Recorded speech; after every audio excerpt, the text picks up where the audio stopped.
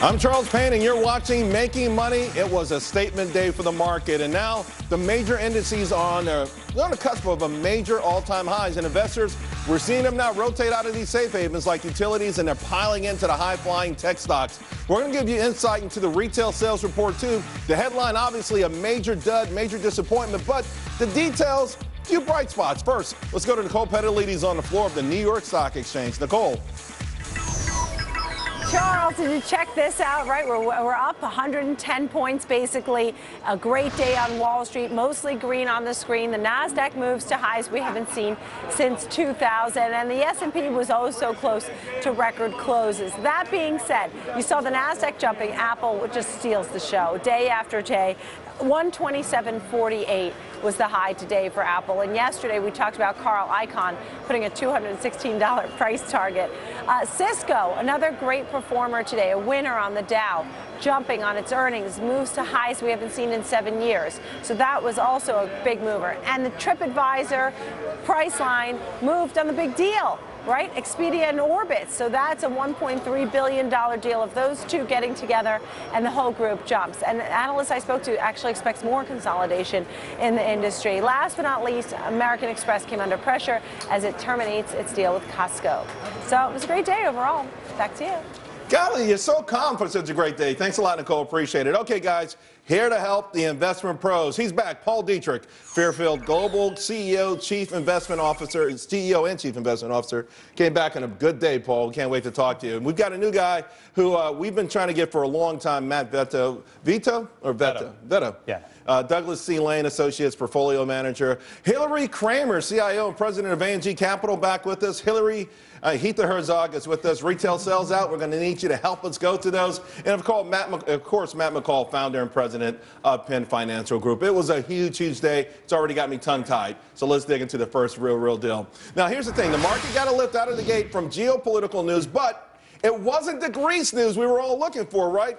It wasn't Greece who came to their senses, at least for the time being, maybe Vladimir Putin now.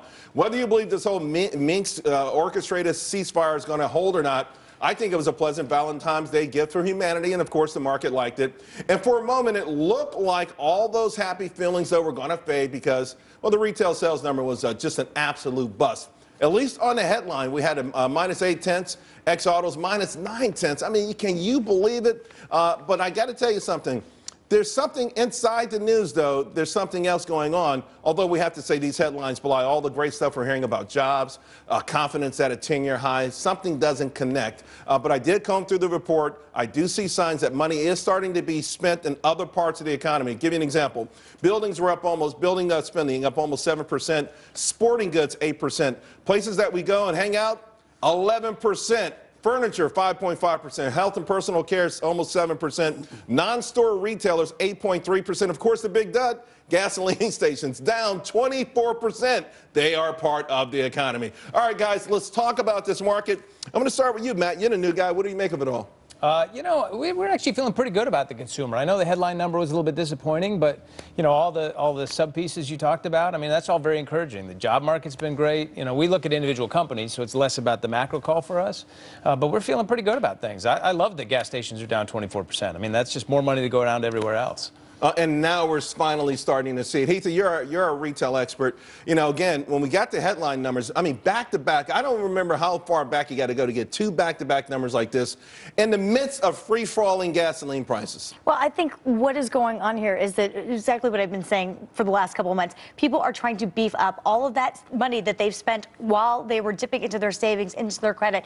Now they're trying to beef that back up again. So back in the day, they were spending, you know, we saw those great numbers during holiday. Now they are trying to just build up that savings. So yes, you are right. People are spending more money on building and restaurants. We're seeing that. And it's a little glimmer of hope, but it's nowhere near where we were. These aren't big ticket items, though. I mean, you know, I want to see that. I'll tell you what I like about that, though. These are discretionary items. You don't have to go out to a restaurant. You don't need to buy sporting goods. You don't have to go to health and personal stuff. These are areas that there was not spending in the last couple of years. As spending's coming in, that shows a confidence within the consumer. But by how much, Matt? I mean, this is, are we celebrating mediocrity here? We're not. Yeah. No. We are. No, I mean, really these right numbers- now. You know, Charles' point about the high-ticket items, that's very important, and that's really helping our economy. We saw companies today like General Motors, Fiat, new 52-week highs, Home Depot. And if you make a mistake, like Cheesecake Factory did today, CAKE, you get destroyed. You know, like you just get taken out to the woodshed. I got to tell you something. I mean, I hate this. Cheesecake Factory, last time I went there, I vowed to never go back because they told us 20 minutes, and then we went back. They said, can you hang out another 15? Went back to another 15. Anyway, I'm digressing here. I want to find out what you think, Paul, about this market, because we're on a cusp. All of a sudden, we're on a cusp of all-time highs. And I think it's going to continue.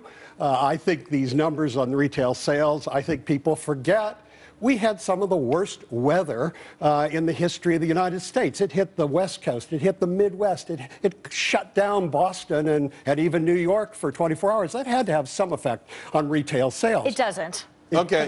Well, we'll get into that debate in a minute, but let me just ask, because I tweeted this before we came out. Okay, we had real bad, harsh winter weather. The U.S. economy is getting stronger. People went out and bought coats. Everyone tells me, Charles, I don't know what to own. After the bell, guess what stock is soaring? Columbia Sportswear. Everyone went out and bought coats. All right, guys, let's blow the whistle here. Open up the first page of Payne's Investment Playbook.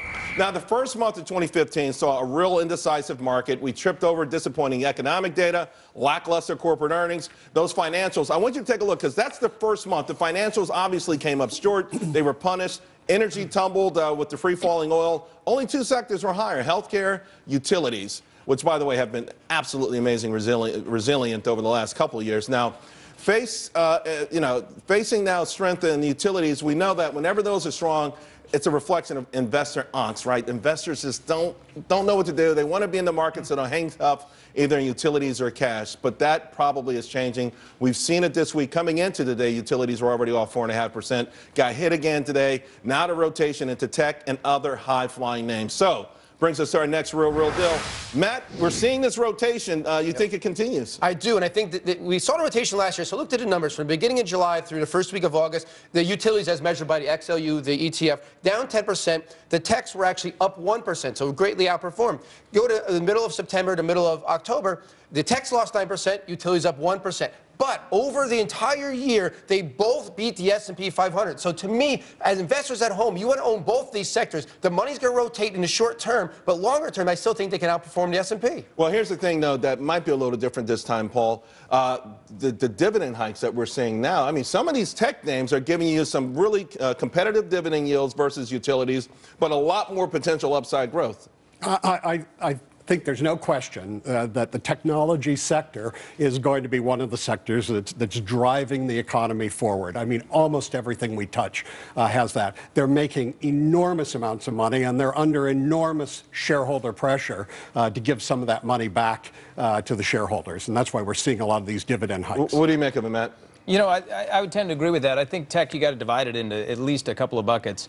You got newer companies that have a lot more top-line growth, and then you have some of the old they're almost industrial companies at this point. The Microsofts, the Ciscos, they got a ton of cash in the balance sheet. They got big margins, not a lot of growth. You're seeing a lot more dividends are a bigger part of that story now. But and they both hit all-time highs today, believe it or not. Those and they two did. old, stodgy names. Well, they've actually had a pretty nice stealth rally for a long time.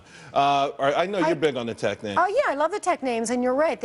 Now they provide a dividend yield. So the Intels, Oracles, Applied Materials, these are really appealing, and I'm happy to see a rotation away from the angst stocks, as you put it, of utilities. You know, it's interesting because after the bell, we're going to talk about some of these earnings today. CyberArk, a new security name, up. It's a gargantuan move since last Friday. It's up absolutely huge. So the newer names, to your point, Matt, they have to do it on the top line. These other names seem like, if they miss, they can say, okay, we'll buy back $1 billion worth of stock in the streets, so okay, that's cool with us. Hey, speaking of which, clean living, healthy, organic, that's the lifestyle. It's all the rage.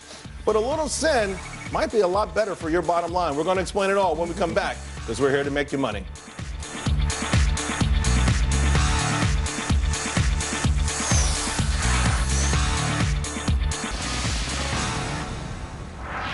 All right, guys, well, we're back, and we want to welcome our very own Jamie Colby, host of FMB's serious hot news show, Strange Inheritance. She Joni Courtney's with us as well, Monster Worldwide Senior Vice President and Small Business Expert, and Media Director in the Small Business and Entrepreneur Council. That's right. That's only going to be one person. That's Susan Sullivan's intro. Thank you, ladies, for joining the panel here.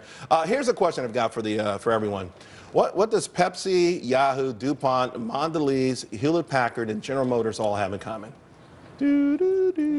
Well, it's actually they have two things in common, right? They're all run by women, and they've all been targeted by activist investors. In fact, consider that only 23 companies in the Fortune 200 are run by women CEOs. That's a huge chunk under attack from Wall Street. Of course, the bigger issue is getting women in business in the very first place. In fact, according to Women's Presidents Organization, women-led businesses, they grew by 25% versus the average business of only 5%, and yet it's so difficult for women to find funding. They only got 4% of the small business loans. So, Susan, what do you make of this? What are we seeing? It's being talked up as some sort of war on women, particularly by the big boys on Wall Street. Well, there's absolutely no doubt there's bias in the system against women. And one of the things, the Women Presidents Organization is a very, very small organization. So that growth number, I think, is really a little skewed because the average women's small business makes about $250,000 in gross revenue a year. How have they been growing? They're growing, but they're not growing at exponential rates. One of the reasons is funding, but another reason is women's relationship with money. And Charles, I have worked with women's groups all across the country, and when I go in and I say to them, why do you want to be in your own business? 99.9% of the time, no one ever mentions the word money. And I'm sorry, if you don't want to go into business to make money, go volunteer Well, Jamie, somewhere. I want to ask Jamie, because you've crisscrossed the country, okay? That's putting it mildly. That's putting it mildly, and you've met all kinds of people, particularly small business people. You've met women, you understand Main Street's mentality. What do you make of this whole thing? Is it much ado about nothing? I think it is much ado about nothing. I think there may be some gender bias if you allow it to get in the way of your success. Even if women have to work harder to get where they are, which many women will tell you they had to do, so what? We get there. And we stay there, and I think there are more women CEOs because men realize that we know how to run a company. We don't sweat the small stuff. We multitask. We raise our kids, which they always love to mention, that we have kids and we have divorces and we have this and we have that. But the point is, we're smart women. We know how to run businesses. We're being very successful in the marketplace, but we can choose to be targeted or not targeted. It's how we view it. But here's the thing. Here's the thing, though. I'll ask Hillary. They are saying, though, it just seems the numbers are so overwhelmingly skewed. Now, listen, I don't think these activist investors care who's the CEO. They think they can go in, if there's something wrong with the business, and they can go in there, fix it or plunder it, one or the other, they're going to go after it. Male, female, black, white, it does not matter. Well, in some ways, I mean, it seems somewhat conspiratorial, but maybe women are ending up in these spots like Mary Barra because these companies have so many problems and the women are seen as really the backbone that can really fix up these companies. But in terms of women in business, in big business, small business, raising the family comes it's a huge price. It really is. Women get to be 33, 34, they have children, and they drop out of the workforce. Easy now. And it's a shame, Hillary, because you're talking to someone in that age range right there. I don't think that's necessarily the case. I know a lot of women my age that do it all. But you're the only one on the panel who doesn't have kids yet. And you know, I don't have kids yet. I do juggle a lot, but I have to say, the numbers are changing, and though it's slow and steady, women are kind of breaking that glass ceiling. You know, 20 years ago, there wasn't a female CEO on the Fortune 500. Today, there's 25. Do we have a long way to go? Absolutely. But I'll tell you, education's going to help here. When you look at the workforce, 47% of the workforce today is women, but then look at educated workforce, 59% of the educated workforce is women. And I think right now colleges absolutely. But you know what? Women love to be underestimated. And you're right about education. It pays off Right now in colleges, I think it's 55% women, 45% men. All right, so let's talk about this other part of it then. Parents. What can parents do, or what kind of role do they have in terms of the onus being on them to prepare girls to be women who can make it in the man's world? And, you know, I mean, you know, like, I want to show you guys something. I saw this the other day. Take a look at this photo. Now, this is, I had a better one than this. This is okay, but you've seen these little girl dream rooms, dream houses. Some people are saying this is the kind of stuff that hurts their preparation for the rough and tumble world of business. I mean, Susan, you've written books on this topic. Do you think there's something to that? No, I don't really think there is. I think, I'm going to bling out just as much as anybody, but I can go head to head with any man in business. So I think there is a So the need. guy playing with the army men and he's shooting and he's killing and he's the little kid's taking over territory, that doesn't prepare him for the rough and tumble world of business? But I will tell you this much. You talked about parents. The New York Times a few years ago had a great article that showed that children, particularly women, young girls, who grow up in a household with a working mom, that they learn those leadership skills, those communication skills, actually have higher levels of testosterone, which is the hormone that makes you more competitive and a little bit more ambitious. There was a great example that I was reading about. Is this little girl who's the youngest CEO, 14 years old, is CEO of this animation company that her father, actually, she's based in India. He has an animation company. She would go over and spend time with him. He taught her the ropes on all of this. So I think, yes, I mean, we need parents to kind of go in there and give a great example of this, but it starts at the home. And I don't think it has, I had a pink bedroom, and that had nothing to do with it. No, a canopy bed doesn't ruin a kid, but you know what? A teacher of my son's told me once when I missed one school play because of an assignment.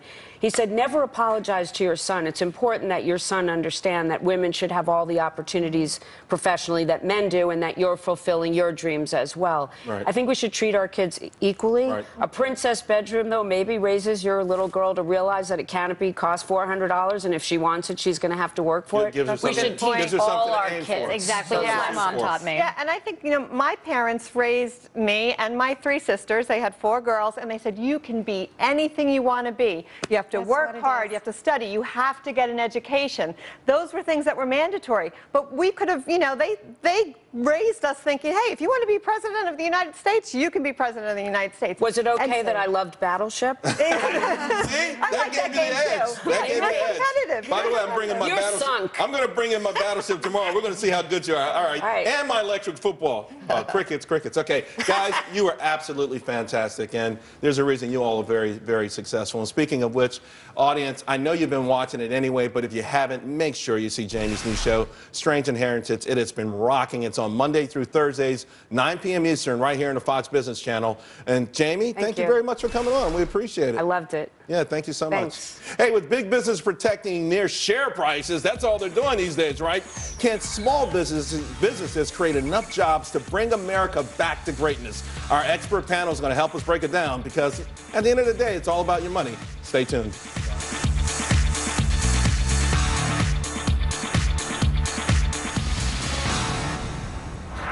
All right, guys, my favorite time of the show. This is when we answer your questions about making money in the market, individual stocks, strategies, anything.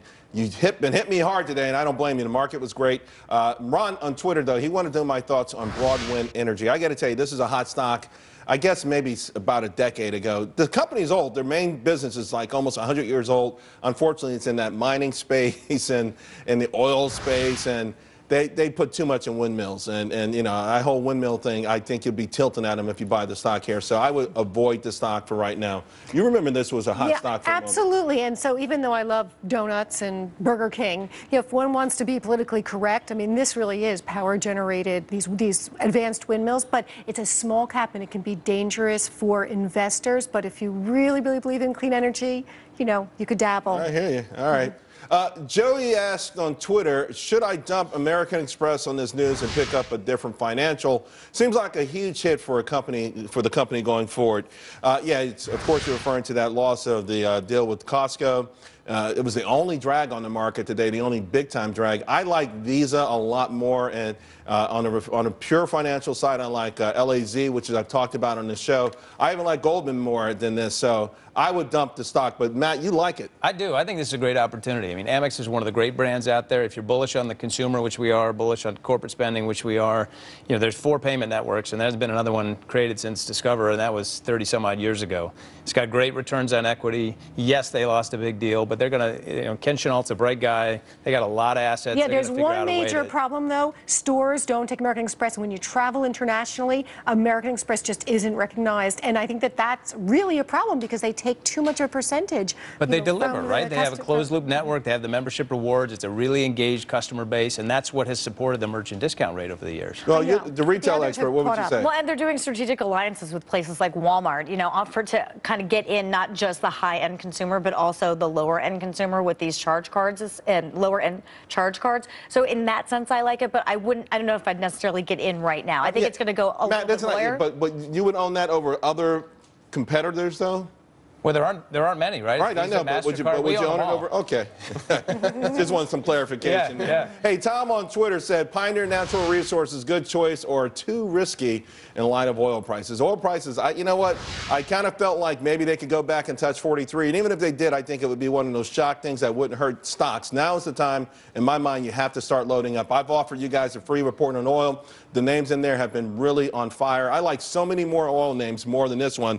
They are in West Texas. They are in the Eagle Ford, but the PEG ratio is 17. This thing has been priced for perfection. I would stay away from it. You know this name. I actually like this name. Their revenue was up 75% last quarter, blew away expectation. It did mess on the bottom line, which is an issue. They cut CapEx by 45%. So I think they're kind of streamlining things. And one of the better balance sheets out there compared to its competitors. So I think looking at this niche space, I like this down here. But you go a different direction in oil patch. Yeah, look, I mean, we know that oil is artificially down because of what the Saudis are doing. At some point, it's going to go back up again. I don't know when, but I'm telling you, people are going to make money in this sector. Which of the stocks in the energy sector are going to do best? I believe it's going to be the refiners. All right. Marathon, Valero, Elan. These are undervalued stocks compared to the Exxon and things like that, and I believe they'll have the biggest movement up. You guys, you heard it from Paul. I've never seen that adamant. Hey, speaking of being adamant, there are so few women CEOs in Fortune 500, right? Yet 25% of them are targets of activist investors. I think, we're going to talk about how to teach girls to run businesses, and joining us will be Jamie Colby. We've got a hot show coming on for you. We're going to talk about what's going on. Is there a war on women? We've got a panel of women to help us break it down. Stay with us. Next.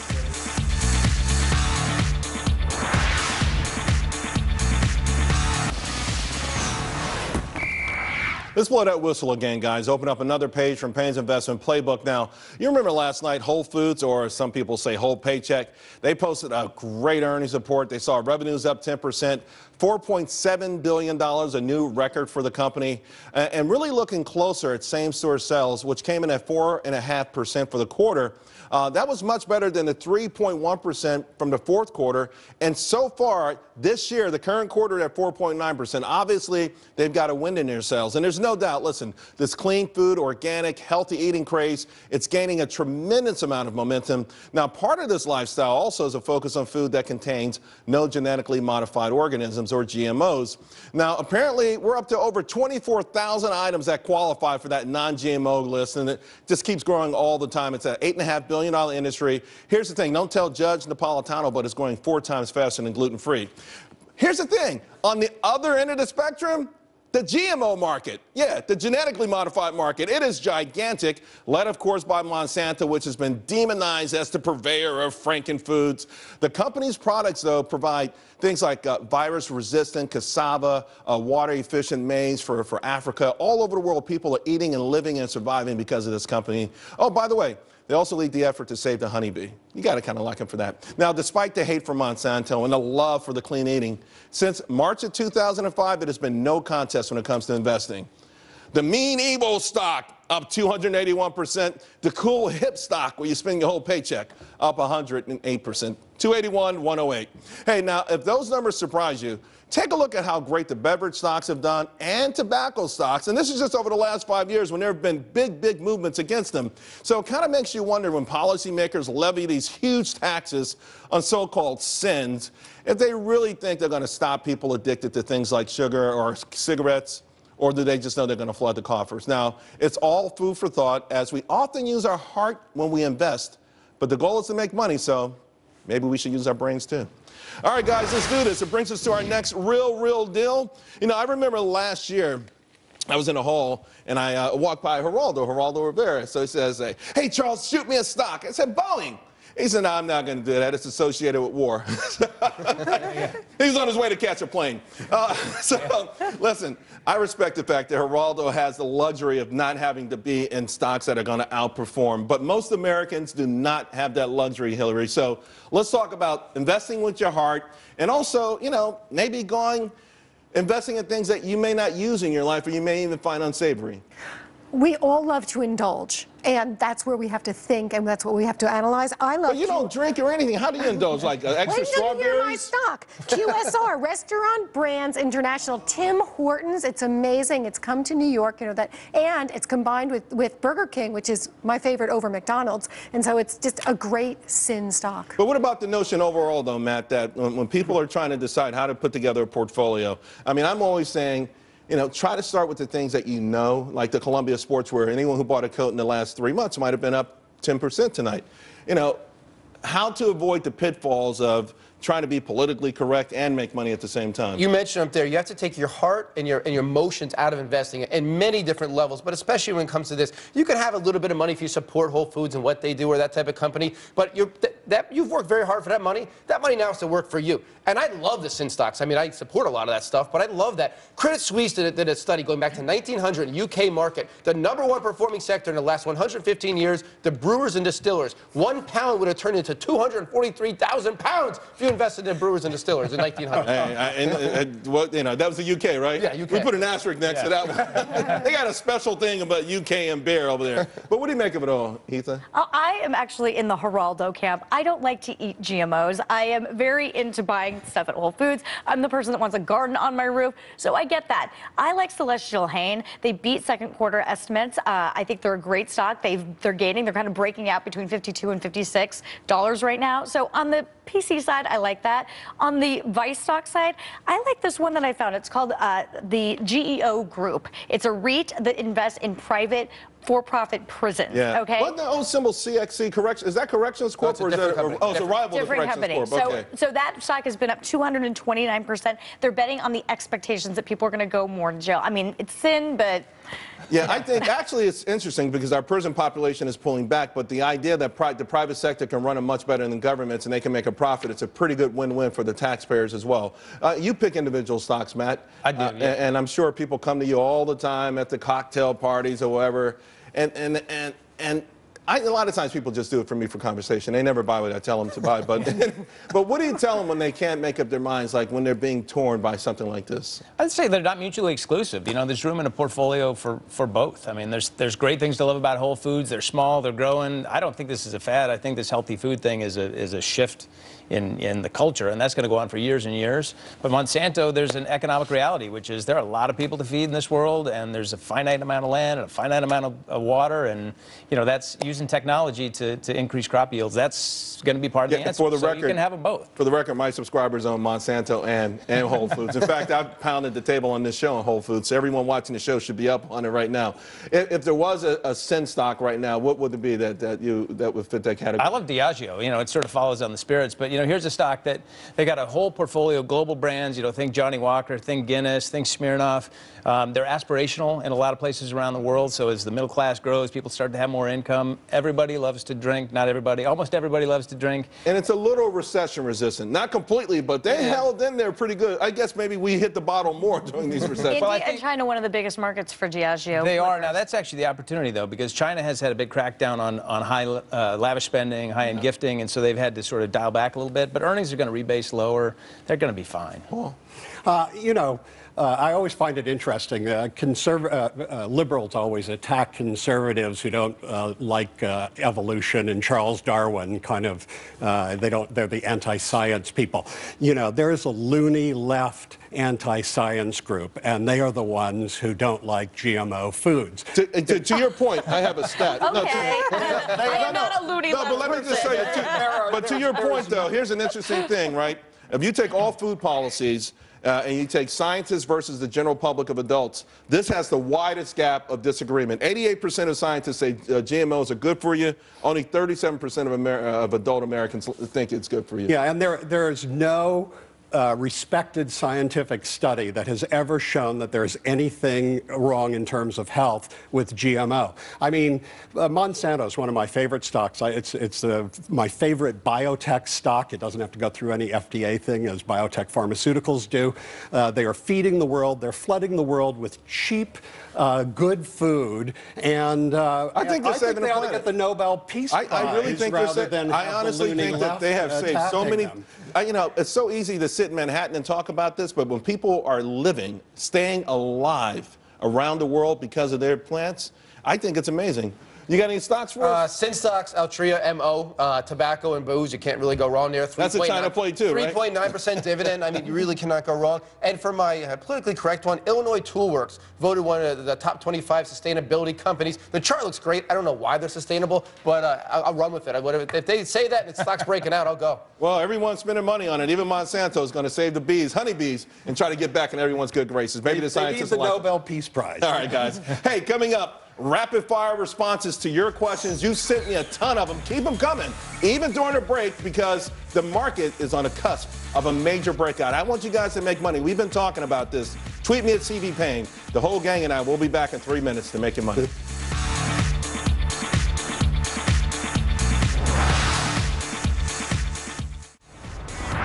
Well, here's the good news, guys. Small businesses are as optimistic as they have been in years, and it's pretty clear these large guys, they don't care, right? They're not going to hire people. They're going to just buy back their stock. So, can small businesses save us?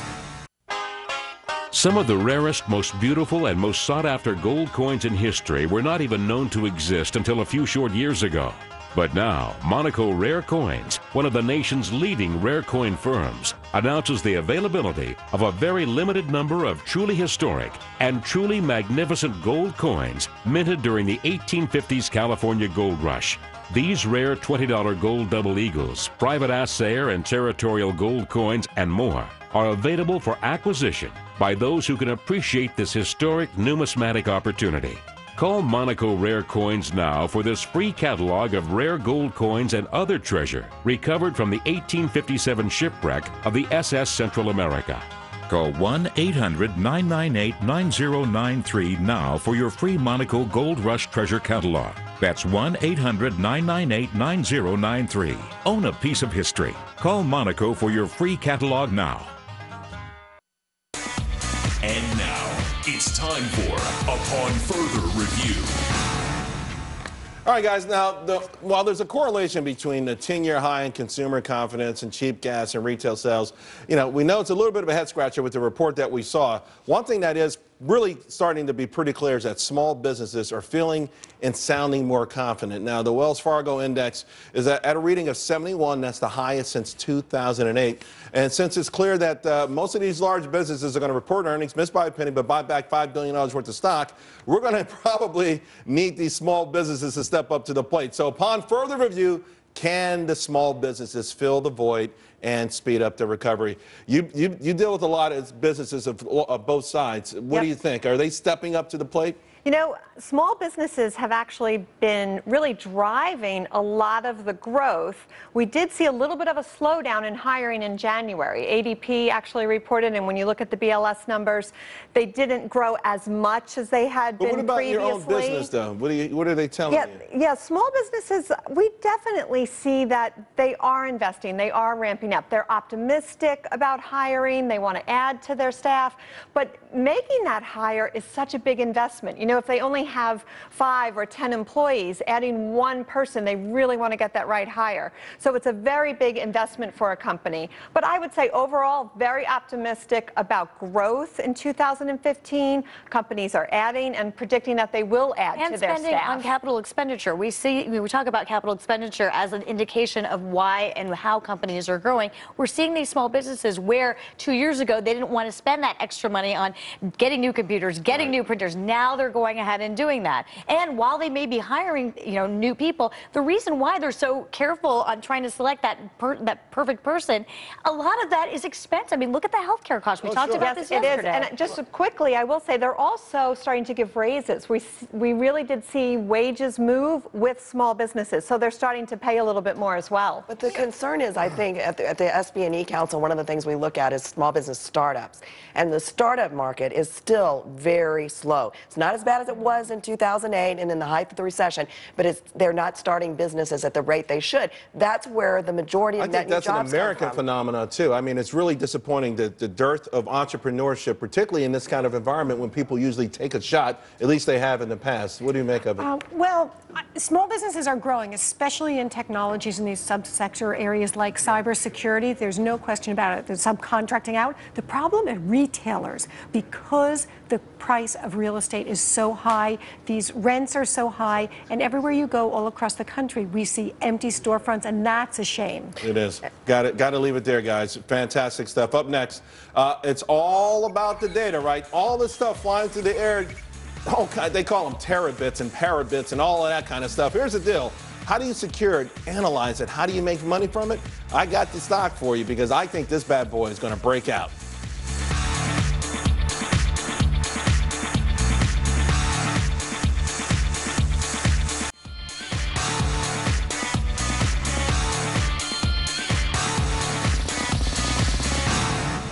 All right, guys, let's get down to it and try to make you some money. All right, my stock idea. MicroStrategy, symbol is MSTR. One of the biggest nonstop forces in this world right now, we know, is the proliferation of global mobile traffic, right? The data is flying all over the place. In fact, according to BI Intelligence, there's going to be close to 12 million terabytes of mobile data by 2017. We're talking from an enterprise point of view. It's tremendous opportunities because you've got to secure this stuff. You've got to analyze it. The data becomes so much more important every single day. In fact, business intelligence is becoming really the #1 most essential element for businesses. You got to understand, communicate, monitor all these things with your customer. This company provides something of a one-stop service, allowing the identification and loyalty programs, all of that stuff to flourish. And customers, well, for them, it's about feeling comfortable, right? Every day you look in a paper, something's been broken into, someone's lost their data. And on that note, MicroStrategy's actually just unveiled 2 new platforms, both with a significant emphasis on security. Now, the company counts household names as customers. We're talking Campbell's, Coach, Danone, eBay, MetLife, Adidas, Netflix. In fact, last quarter, they signed Extended Stay America, Red Lobster. They had deals in Austria, Germany, Canada. It is a truly global company. Now, technically, it broke out in January. This is ironically after they missed earnings, but it was a restructuring that kind of hurt them a little bit. Now, I see some resistance right here in this $180 area. Through there, maybe 200 bucks. The top of the channel suggests the stock could go to 220. Higher than average risk, I'm going to let you know right now. Higher than average volatility. So if you're a trader, okay, I do prefer it for a buy and hold, but it does mean that you have to be able to maybe to take some wild gyrations, Matt. You look at his chart, it's a big breakout, so I love that. And you look back at the guidance. I mean, their guidance was terrible, all restructuring, the subs were downing, everything was terrible with that report. Open lower that day, it's been doing nothing but going higher from there. That tells me I don't care about the numbers. The market thinks it'll move higher in the right sector. I love the stock. The greater fool theory. Yeah, growth is there, Charles. I mean, this is the MasterCard and Visa, right, of data transport. So this is the stock to own. Like this one? It's a good company. It's just overpriced. I mean, it has a 406 price earnings ratio. So isn't it the higher the PE, the better the stock? No, that's not the way it works. It's not the way it works. All right, guys. It's a good company. It's just overpriced. It's overpriced. I got you. Let's leave it there. Hey, by the way, speaking of earnings, a lot of data we're going to dig through, right? CBS has reported AIG, CyberArk is exploding, Columbia Sportswear. You don't want to miss it. Even Candy Crush is rocking. We'll talk about it all when we come back.